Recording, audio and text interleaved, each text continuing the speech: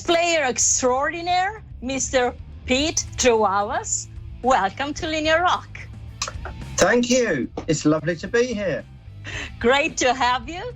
So you're such a great talent, class act, I must say, and absolutely so much in love with what you do that we can call you Mr. Music, as everybody calls you. Yeah, well, I've always loved music, and that has never, that's never waned. It's never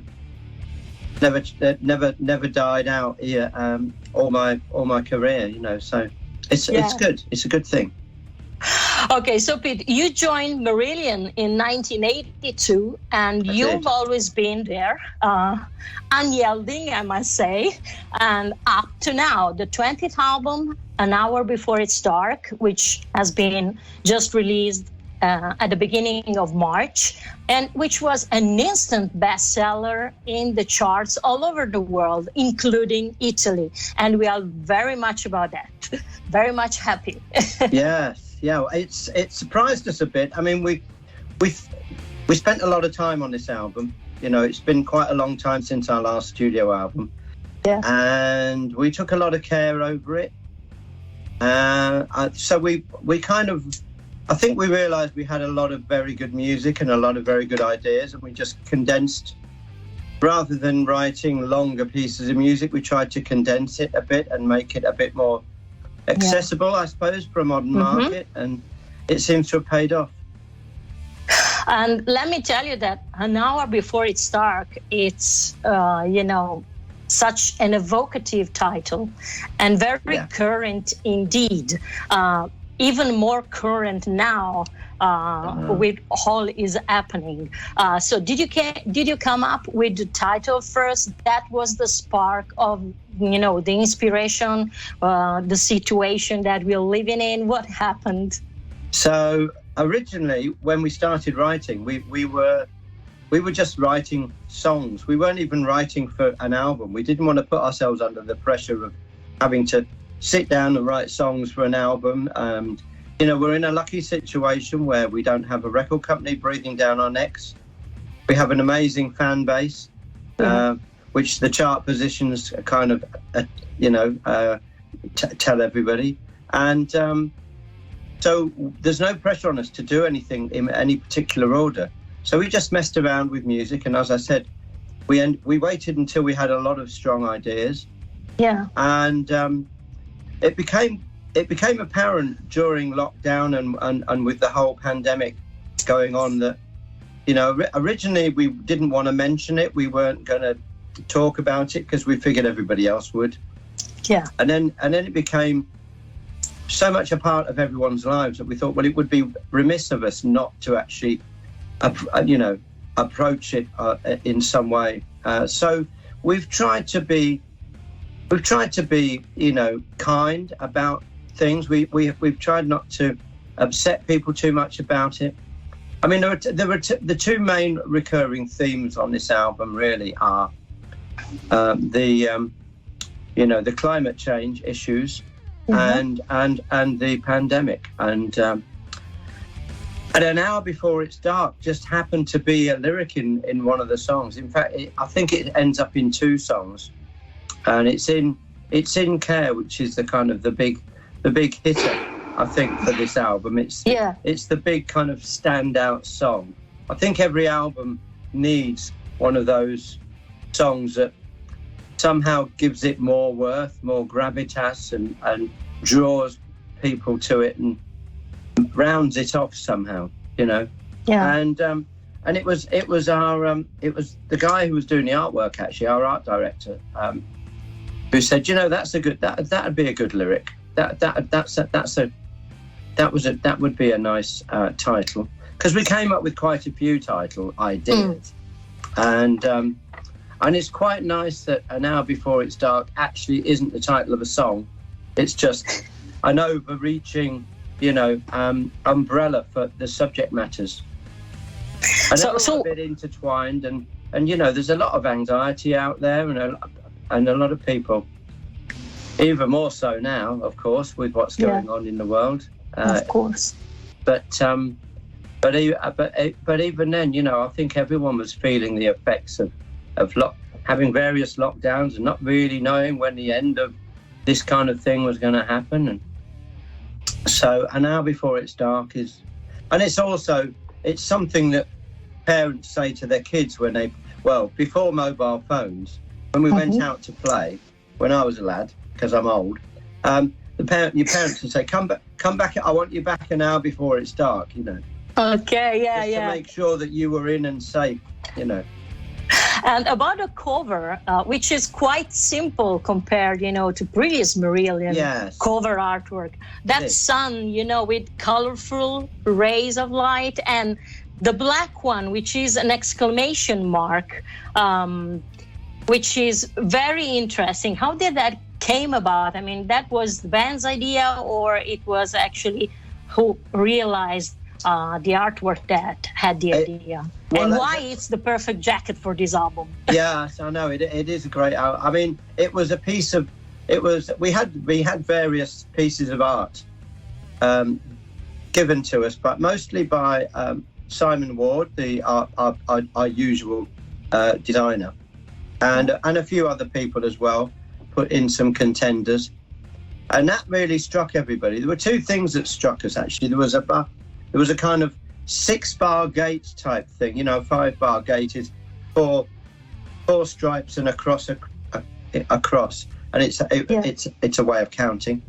And then this kind of sunflower, clock dial, maybe, you know, whatever you want to think of it. And of course, the black mark indicates the last hour, you know. Yeah. All the others are colourful, and that's the one that really tells us, actually, this is where we are. This is where we stand before, you know, chaos ensues. Let me tell you, Pete, that this is another masterpiece. It's a great record, very inspired, so fascinating, you know, and irresistible that the more you listen to it, the most you want to spin it again. Each song is like an articulated chapter of a journey. That's how I perceive it. That's good. I like that. I'm going to use that.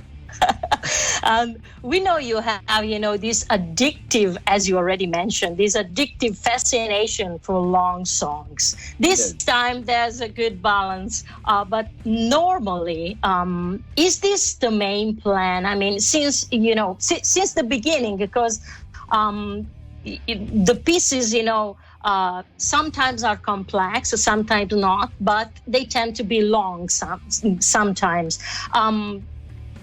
Do these kind of songs start as long pieces, or they simply evolve into long suites while working on them? Which is the approach for Marillion? Yes, I think they evolve. I mean, most of our music evolves because we don't really give ourselves any barriers. I mean, actually, having said that, and it's true of most of our music, and particularly the last album, you know, Fear. This album has some shorter songs, but even they are still quite long. And, you know, two or three of the songs, like, for example, Hard on Yourself, Murder Machines. Murder Machines is probably the most straightforward song. Yeah. Reprogram the Gene sounds quite straightforward and is based on, you know, it's got its DNA in indie rock, really. There's various bands that I can imagine singing various parts of it. But again, you know, it's got 3 or 4 very strong ideas just put together in such a way so that it moves quite fast. And, you know, the difference, what we try and do when we start a project, the first thing we do, the only rule we have is don't copy what we've done before, you know, and move away from the last thing we did. Surprise people. Surprise ourselves. We don't want to be bored, and we don't want to be writing the same songs again and again. So the first thing we did was just move away from that another conscious effort we made was to have a shorter album running time. We didn't want a sort of 70-minute album or something that fills a whole disc because it can. We wanted it to be the length the music really needed to be, How many songs did you have? I mean, is this like a selection? We've left. I mean, there's another good half dozen good ideas and a few other good starting points for songs for future projects. So we're in good shape for moving forward. But I mean, the success of this album is probably going to put us in a situation where we're going to be working on this in various shapes and forms with tours and whatever else, maybe more videos, who knows, for a little while. I mean, we're pleasantly surprised to be in such good positions in the charts, up and even in America as well, and that is quite surprising, right? Because we're quite cynical in our old age, because we've had plenty of our albums that we thought were great and have never even been talked about at all, really. Apart from the people who really want to support us, we have a handful of really great countries that support us. Italy is one, actually. Yeah. Italy has always loved the sort of music we do, the kind of progressive rock music. But what do you think is happening now with this record? Because, I love the way the music, and the lyrics work together, matching perfectly in creating like a well-rounded story, which is actually another peculiarity you have with Marillion, you've always had. But what comes first normally for you? And, comes the music first, the lyrics, and how do they tangle so tight? What's the secret? And how much is Tolkien's fault, this kind of approach? We left Tolkien behind a while ago to venture forth on our own journey and prosper. So really, it's all about spending a lot of time. We're fortunate enough to have time on our hands, so we're not rushed into writing songs quickly. And so, Steve will be gathering lyrics, all the time. He's a sponge for phrases, things in the news, things on in the papers, just stuff that he hit. We're fortunate to travel around the world a lot, and so you hear different people's perspectives and point of views and different phrases that they may use that we might not normally hear. And it's that's good. And that's an interesting take. That would be. And so, while he's gathering all of that stuff, we're just jamming and making interesting music. And it's really down to what music and what lyrics go together the best. It's all about, it has to be from the soul. It has to be real. We have to believe it, and we have to be able to really feel it, that there's something going on. Because if we don't feel it, it's all very well sitting down and banging a song out. Anyone can actually do that. But we have to feel, and you notice with a song like Care, you really feel the music. I mean, we were rehearsing the album today, actually, because we've got some conventions coming up. We start in Poland, which is an interesting place at the moment to start. Yeah, with all the refugees. So, it's going to be quite a tough weekend for everybody. Not as tough as for Ukraine at the moment, of course, but So we were running through the songs today for that particular event, and it just really hit home how moving some of the music is. Yeah, it is. It's true. And there's a strength in believing what you write and what you're saying. Steve is a great lyricist as well. He's really blossomed in that. Yeah. He gets better each time. He gets better each year, because he's a poet. He was reluctant. He was reluctant to actually write another album, because he said, "Well, what am I going to say? What is there? What is there to talk about? I've talked about everything." But of course, climate change was very important. I'm talking about 4 or 5 years ago when we started this, and then of course the pandemic came along. So that was like, well, that's definitely something that needs addressing, just because we've had to live with it daily. And now, of course, you can read more into all of the lyrics and the title by what's unfolding at the moment as we speak. Another thing that I really love about Marillion is the fact that you are such a strong team. I perceive that, we are. So cohesive that when a member changed, an age entered the picture, many things changed because there was a different dimension, a different dynamic. At what point do you, Pete, come into play in the creative process, and how? And since you are a team, I imagine you like a football team, reaching the goal. What role do you play in the band? Yeah, I am kind of. That's an interesting one. We actually all write together. It's a very long and laborious and drawn out process.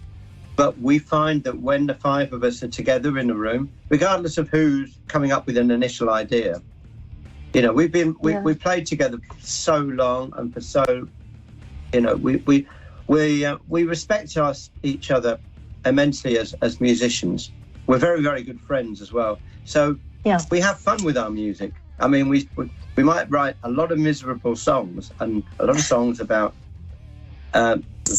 various difficult subjects, but we actually have fun with the music while we're doing it as well. And we all just we have the freedom to do what we want on top of anybody's ideas. So I write as well. I write in Transatlantic. I write a lot of music for Edison's Children and for Kino as well. But being a bass player, I don't feel that I want to write songs and I don't want to bring other members of Marillion things to play. I don't want to say, I've got this guitar part for you. And I don't want to sit down with Mark and say, these are the chords I've got. It's going to be great. You just play that for a few bars, because I know what I would sound like. I want to hear what their interpretation of what my music might be. So I might just suggest little ideas, either on the bass guitar, usually on the bass guitar, or we have our studio up and running 24. Well, whenever we're in the studio, it's the record button's on. And so I could sit at a piano and just play a little bit, or I could play a little bit of guitar. Usually when I know that. I know that you are a multi-instrumentalist. And, so and so and eventually anything that is of kind of musical worth gets put onto we have a cloud-based system where we can all listen to every idea that we're writing at the moment, and we pick and choose our favorites. And at that point in time, we share. We share all the responsibilities, really, of everything. So no one's trying to push a song because they're going to get any publishing out of it, because everything is shared, So that's nice too. And so what my answer really is that we're all in it from the beginning, really. Yeah, okay. But since, as you mentioned, you are a multi-instrumentalist, why did you choose the bass as your main instrument, and main reference? Why the bass? Why the bass? It all started a long time ago when I was at school, and my best friend and myself wanted to form a band, and he was a better guitarist than I was. We both learnt to play guitar together, and we used to tinker about on pianos as well. I was always in the music room, whenever there was any free time, I'd be in the music room. But before then, we had a piano at home, and I started learning to play guitar when I was about 6 or 7. Oh, wow. So I've been playing guitar a while, and then, the band needed a bass player.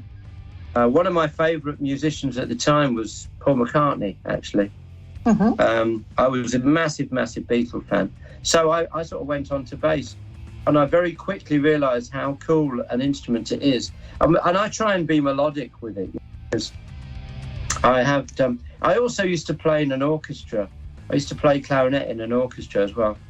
And so that gives you a little bit more melody and a little bit of a different approach to music, to just rock and roll. Yeah. Yeah. And did you ever feel any underrated in your role, of bass player, being part of such an entity that is so strong as a group as Marillion is? The thing about Marillion is that we're all given the space we want, Okay. But the role really. What I try and do with any song is just make the song work. Yes. So whatever I think my role might be in a song, if we go back a long way, there was a song called Slange Mahat, Santa Mahat. Yeah. And I just used to play one note through the verses, but it was the best note, and it was the good, it was the right time to play it, and it used to sit really well with the drums and give a lot of space to everything else working through the verses. That's one of my favorite songs, man. Well, there you go. Yeah. Well, and then the songs like Fantastic Place, if people are familiar with that, which is quite a straight ahead kind of song. And so it just requires, actually, I can't play simply, but it just requires a fairly simple approach. I'm not trying to be flash. I'm not trying to show off, And then there are other songs. For example, a song on this album, Be Hard on Yourself. Yeah. If you listen to the bass line, the song's all over the place. The song reminds me of early Yes, actually. It's got a chaotic approach to it, where it's quite frantic. Although it sounds a little bit more straightforward than it really is. And the bass line is quite kind of Squire-esque. Yeah. And I really am, there are parts where I probably am showing off a bit, but it kind of works with the song, and it works with the energy that is required to get the lyric across, because it's about people sitting up and paying attention and realizing that they need to do something. They need to cut back on what they're doing to drain the planet of its resources. Don't buy the latest iPhone. You don't need it. You've got last year's iPhone. Right. Don't buy stuff where it can't be recycled. Think about what you're doing and think about what you can do to help, rather than put more strain on the planet. Complain after. Exactly. Well, so Be Hard on Yourself is really bad. Look, hold back. You might want to go to McDonald's, but you'll get a plastic container for this. You'll get a styrofoam container for your food, which you can't recycle. Things like that. You probably can these days, actually. I'm not an expert in recycling, so maybe you can. I don't know, but you get the idea. All right. You recorded the album once again at Peter Gabriel's Sanctuary, Real World Studios. Yeah. Did you meet him there? And mostly, did you happen to talk to him about how Marillion were often, compared to his Genesis, musically and scenically also? Did you ever talk, about that? I've never met. No, Peter Gabriel. That is his studio, and it's an amazing place, and it's just got a lovely vibe. It's got a lovely space around it. It's in the beautiful countryside just outside Bath, which is a lovely part of England. The air and the light are just fantastic, and the studio has got everything you could want. Yeah. It's got modern technology, it's got old technology. It's all perfectly in working order. So whatever you want to try, you can try. If you want to record on tape, you can record on tape. If you want a particular microphone from the 50s or the 30s or whatever, they've got two of them round the back. It's one of those kind of places. Wow. And so it's a sanctuary for music and musicians, really. But the thing is, he's got another studio kind of up the road. He's got another big complex further up the road, which is really just his place. So I've never met him. I have never met him. I bet he he does come down and work there. Mm-hmm. And it's the kind of home of his, you know, WOMAD festival base. Yeah. And the record company, the record label he runs, he has, you know, he has staff. Right? He doesn't run it himself. I'm sure he's very, very involved because he's one of those hands-on kind of people. But so no, sadly, I've never met him. I wouldn't know what to say to him. Actually, I'd get very tongue-tied. I'm not very good at meeting. I'm not very good at meeting famous people. Okay. Marillion always had a very special bond with Italy. Yeah. And in Murder Machines, the video, I noticed Milan is featured in there. Absolutely. Yeah. Okay. Great city. So why this choice and what's the concept? Why Milan? Why Among Milan? the other cities. I mean, it's a... well, Milan is a...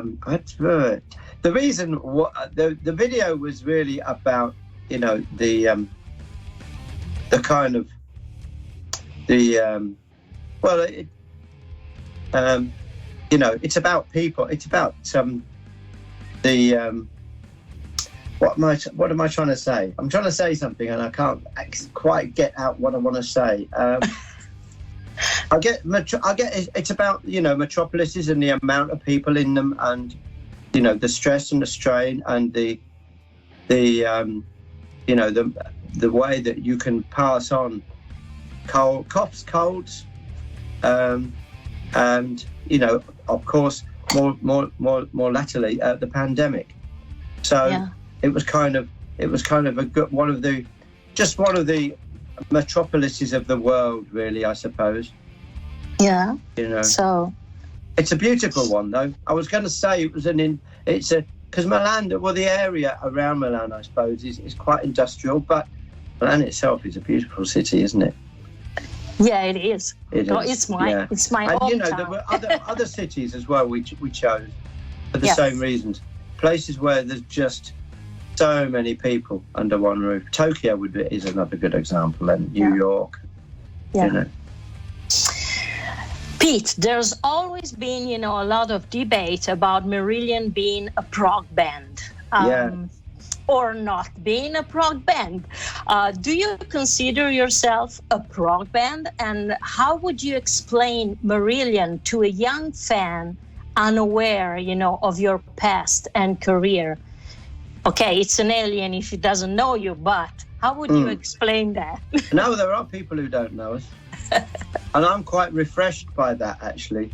Because over the years, we've been kind of pigeonholed. You know, and there's nothing wrong with being a progressive rock band.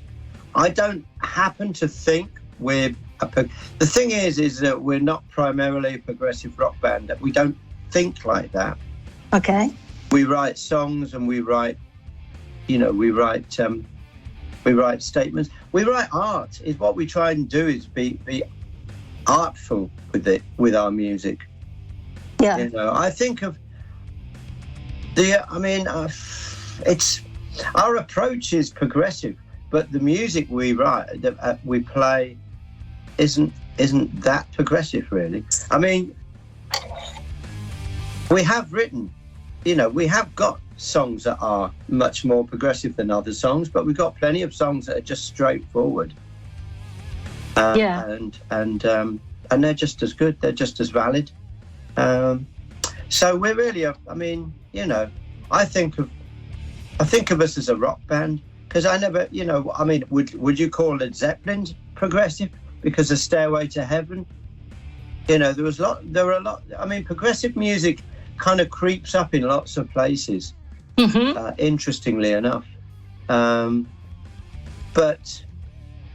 there's a kind of a typical kind of progressive band that you get, or you know, there's progressive metal, and then there's the kind of progressive bands that kind of sound more like the bands from the 70s. Now, Transatlantic is a progressive rock band. Yeah, okay.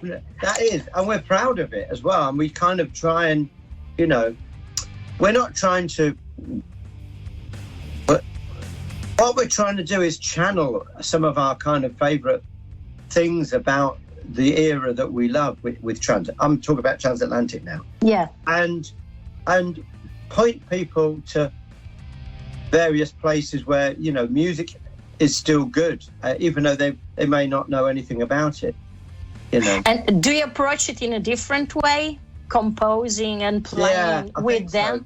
Yeah, because with Transatlantic, we all bring music, and then we all try and write kind of suites, you know. Okay. There's a kind of, you know, there's a kind of a formula. Roina always tries to break out of that. Roina's always like, why are we repeating ourselves here? And the rest of us are like, come on, this is what we do. You know, it's going to be great. We love it. We like themes, and we like to bring stuff back from earlier in an album, and, you know, have fun. And we all kind of like, we show off in the sort of way that everyone in the Who used to always show off all the time, you know. That's what Transatlantic does. Marillion is much more about the statements and making it right for the song. And, you know, I mean, you know, there's a song like Quartz, for example, which is kind of dubby. It's got a dubby kind of bass line. Deliberately, I wanted it to sound kind of, the idea behind the bass line when I wrote it was for it to sound machine-like. Yeah. Because I've always, I really liked the way that machine bass can be very repetitious and kind of hypnotic. You know, it's not repetitious in a bad way. It can be really hypnotic and cool. So I was trying to do a little bit of that with the bass line from Quartz. So, you know, we've got lots of different areas we jump into. Pete, what do you miss of the early days of Marillion, or early days? I mean, spirit-wise, and, you know, the feeling, you know, that kind of thing. Well, we still have that, you know. Okay. We sold out 2 nights at the Royal Albert Hall just before the pandemic hit. And that was amazing. That was an amazing feeling. And, you know, we still have the camaraderie. In fact, we probably have more camaraderie. The very early days of Marillion, it was fun and it was exciting because we didn't know what we were getting into. Yeah. You know.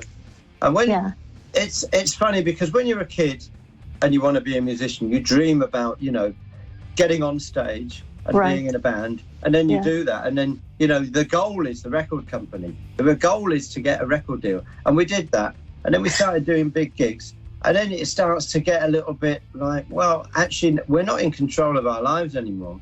We're not in control of anything, and you realise that whatever success you have is really just down to a record company deciding to spend more money or less money. Yeah, you know, and you're on a roster, and one minute you're having some success, and that's only because somebody opened an account page and said, yeah, we can spend that. And then 2 months later, somebody else comes along and they say, okay, we're not spending any more money on that. We're going to spend more money on that. And then that's it. That's, and for a lot of people, that's the career over. So what we do these days is much more rewarding, really. Because we're kind of doing it ourselves. And we're actually, our fans are doing it for us. Our fans are so supportive, and they have so much faith in us, and so much. It's true. There's a kind of family vibe about it as well, and they really like the fact that they get involved. You know, I think there's a great thing about fans of bands getting involved in the campaigns that the bands do, because it's allowing them to invest in the future of the music they love. And you know, any music fan who likes it's a kind of family, you know. And when jazz started, that's the feeling. It's a family, Pete. That's why, you know, when you fell in love with Marillion, you cannot, you know, resist it anymore. Oh, I know. So I know. Yeah, we get to you. We get under your skin. Right. And last question for tonight. So you did so many over the years, but will, you know, live touring be any differently this time, after all that had happened? Maybe you missed life down the road, and now maybe it can be also a bit scary. You told us that you're about to go to Poland, so that's quite a thing. So a big thing. Yeah, no, it is a big thing. Did you think about it? I mean, that it can, change some way from now on? Well, it's going to change in some countries. Obviously, a country like Poland, which is being so, it's really, holding out the hand of humanity to the Ukrainians, more so than our country in the UK, sadly. But we're further away, so I guess there's different things going on. But, and also, COVID restrictions. Of course, the fact, I know, because Scotland is still in lockdown. Yeah, they haven't actually come out of lockdown. So certain parts of the world think it's all gone away. Certain parts of the world are still suffering quite a lot. And we were talking about family feeling, and meet and greets, meeting people, meeting fans has always been a point for Marillion. Maybe now it's gonna change a bit. Yeah, that's gonna have to change. Yeah, we did it. Funny enough, we did do a tour just before Christmas. We did a tour of the UK, and the feeling between the stage and the audience was just immense. I mean, it really was. And we were, anyone who's ever been on a stage misses it if they're not, particularly if it's your livelihood as well. Not that we're worried about our livelihoods, but we miss doing it because it's kind of part of what we do we have a cycle of what we do. We go on the road, and then we'll, do festivals and things, and then we'll sit in a studio for a few months and twiddle our thumbs and shout at each other. But the feeling when we were on stage was amazing. Sadly, we couldn't do any kind of meeting or greeting and we stayed in bubbles between ourselves and our crew as well. So there was a logistical nightmare going on. Yeah. There were signs everywhere for where you could go and where you couldn't go, and when you had to wear a mask and when you had to wash your hands, and of course. So let's hope COVID it will compliant stations and all of that kind of thing. And so that's going to be in the back of our minds, that kind of thing. No one's really immune from it, are they? I mean, luckily most of everyone in the band has been vaccinated and has had a booster as well, so we're in pretty good shape. But I mean, we can still catch it, and then that's the end of the tour. And then of course that hits the financial side of the business side of it. If that happens, that can be tough. Okay, very, very last thing. Which is the primary classic, Marillion classic, of course, that you cannot absolutely avoid to play in a set list? Oh, that's a tough one. Because, we've got so many eras and we've done so many songs, and we have a few classics, actually. There's a song called Neverland, which our fans always love. There's a song called Strange Engine, which is a slightly more progressive rock song, actually, and again that's a bit of a crowd pleaser. I think actually this, that I was talking about the big song off this album called Care, which is kind of has three suites to it, and I think over the next few months that's going to become a big song for us.